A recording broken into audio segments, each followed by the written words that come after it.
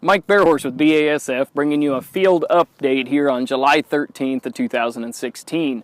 As you can see, we've changed the backdrop a little bit. Most of the time I've been standing in a cornfield coming to you, but I decided to switch things up here and go to a bean field here because there's one thing that we're starting to see and starting to see develop that I don't know that we're paying attention to, and that is the timing of the application of Pyraxor and the fungicides on our soybeans.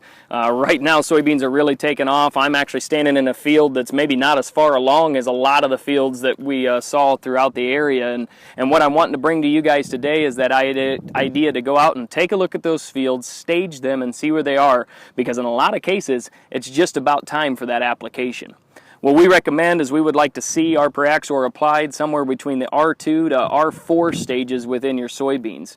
What that means is at R2 you're going to see flowers at the top two nodes there of your soybean plant, fully exposed flowers is R2. R3 you'll actually start to see small pods there as well, and when you see those pods, that is optimum timing to get your Pyraxor out and about.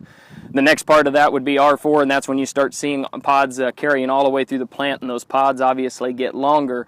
At that point in time, we start to lose our window of exactly where we would like to apply the fungicide. So here today, I'd want to urge you to go out, scout your beans, take a look at the timing, because we may be a little bit further ahead than we were last year because we did get planted so early. So it's time to take a look at those beans and pull those triggers within the next couple of weeks to spray, and this is quite a bit earlier than what we've normally seen. Now, a little update on what we've been seeing there in the cornfields as well is basically it continues to progress just like we've seen the last few weeks. Each week I get more fields, and each one of those fields is progressing in terms of the disease development that we're seeing.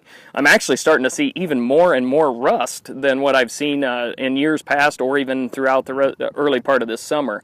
The rust seems to definitely be an issue. Gray leaf spot and eye spot are around, and of course northern corn leaf blight. I found quite a few fields where I'm finding very big lesions in the upper canopy. It's not quite progressing as fast as we saw last year, but boy, the conditions are ripe for it, and everything is perfect and set up for that disease to really take off. So I'm encouraging everybody, get out and get your headline amp applied to your cornfields basically as soon as that tassel is out. For most of my area in northern Iowa, we're looking at the fact that a lot of those tassels are out and exposed, and if they're not out, they will be shortly. I was in a field here last week that I showed you with at corn that had not tasseled at all, and this week I drove by it and it's already pollinating. So that shows you how fast that tassel can expose. So take a look at your fields, scout out and about, make sure you're looking for those diseases, but also look for that optimum timing to spray the headline amp. And of course, in your soybean fields, get out in those as well, see how far along they are, and see if it is time to pull the trigger to get that Pyraxor applied. If you've got any questions, as we always say, give us a call at BASF. Any of our innovation specialists or business representatives are happy to answer the questions or come out and take a look at your fields. Mike Bearhorse with BASF here. Thanks for watching.